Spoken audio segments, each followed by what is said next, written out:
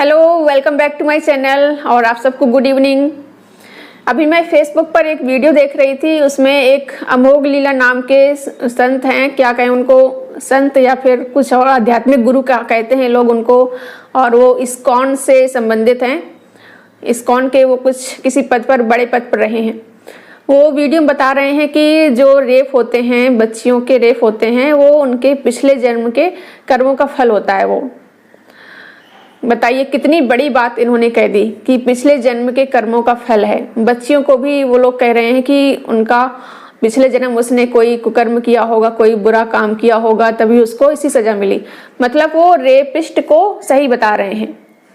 वो मानते हैं कि हाँ, सजा मिलनी चाहिए। और इन लोगों के हिसाब से तो फिर कोई कानून नहीं होना चाहिए देश में, जेल नहीं होनी चाहिए, सारे क्राइम तो यही मानना चाहिए कि वो पिछले जन्मों के कर्मों का फल है जो हो रहा है सब। और क्रिमिनल होते हैं जो, उनको कुछ नहीं कहा जाना चाहिए, उनको गलत नहीं कहना चाहिए कि। और ये इन लोगों का ये भी होता है कि धार्मिक लोग कहते हैं, इनकी किताबों में भी लिखा है कि जो होता है ईश्वर की मर्जी से होता है। तो जो कुछ होता है इनके साथ, क्राइम होता है इनके साथ, बुरा होता है, सब ईश्वर की मर्जी से होता है। तो फिर ये लोग क्यों कहते हैं कि इसने गलत किया, इसको सजा मिलनी चाहिए और ये सब नहीं होना चाहिए, नहीं कहना चाहिए।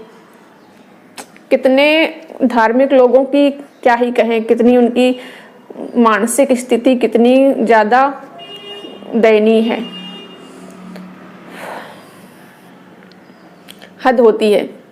इतने बड़े अंधविश्वास में पड़े हुए लोग हैं, भ्रमित हैं, या फिर कहें ये धूर्त हैं, जो सोचते हैं कि ईश्वर का नाम लेकर, धर्म का नाम देकर ऐसी बातें करेंगे कि पुनर्जन्म का फल और जो होता है ईश्वर की मर्जी से होता है, ये सब कहेंगे। और वो कुछ जो भी चाहेंगे वो कर सकते हैं, कोई भी क्राइम कर सकते हैं किसी के साथ, और कह देंगे कि जो होता है ईश्वर की मर्जी से होता है।